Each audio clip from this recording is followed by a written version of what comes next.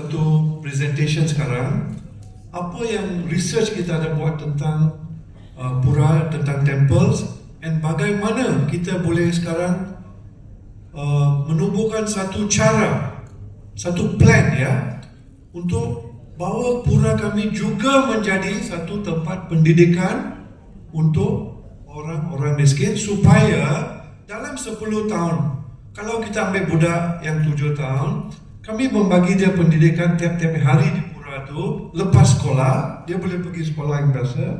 Lepas sekolah, budak itu dalam 10 tahun akan menjadi satu graduate. Betul tak? 7 tahun sekarang, 10 tahun, 17 tahun. 10 tahun tu lepas 10 tahun dah jadi 17 tahun. 17 tahun you boleh masuk universiti, jadi graduate. Bila jadi graduate, adakah graduate yang miskin kita dapat? Susah nak cari, susah nak dapat satu graduate yang miskin. Bila kita ada pendidikan, sudah jadi graduate, kita akan dapat satu kerja yang baik, satu peluang yang baik untuk bekerja di IBM lah, jadi CEO di company-company yang besar, dan juga jadi orang bisnes seperti saya. So cara dia, formula dia, pada pendapat saya sungguh simple. Sampai sekarang saya tidak faham mengapa kami tidak buat ni benda ni. Church ada buat, gereja ada buat. Dalam semua masjid pun dia ada madrasah, dia bagi pendidikan. Tetapi kami tidak buat. Mengapa? Apa yang telah kami lupa atau apa yang kita tidak tahu tentang benda ni? So, inilah masanya untuk kami semua di sini fikir dalam-dalam ni betul-betul supaya kita boleh cari satu jalan yang baru untuk the future generation, untuk generasi yang baru.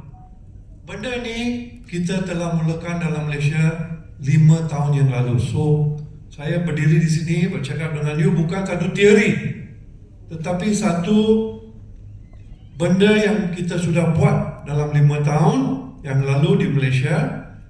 Dan kita sudah ada sekarang 30 gurukula di Malaysia dalam 5 tahun saja ya, 30. Dan kita ada masa ni lebih dari 2,000 budak-budak, anak-anak, kanak-kanak yang kecil dari keluarga yang miskin yang sedang belajar dengan kami.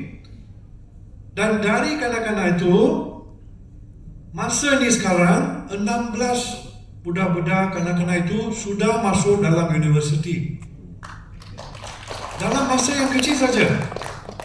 So kalau kami plan ini untuk 10 tahun atau 20 tahun, memang dalam Indonesia terlebih dahulu kita tidak akan dapat satu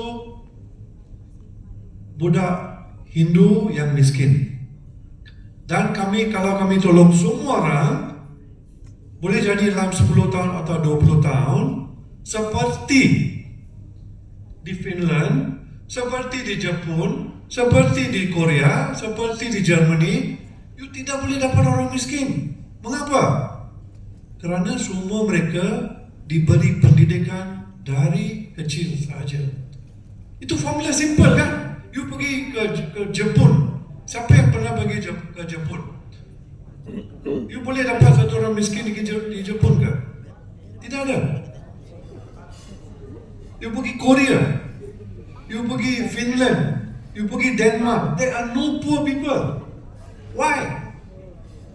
It is not magic show. It is because they have been given a good education from the 7 years old, even to poor people. So that is our missing link. Itu yang tidak dapat dalam kita punya sistem sebagai umat Hindu. And we have to change that sekarang. Kami semua together, kita semua bersama-sama mesti tukar sistem ini.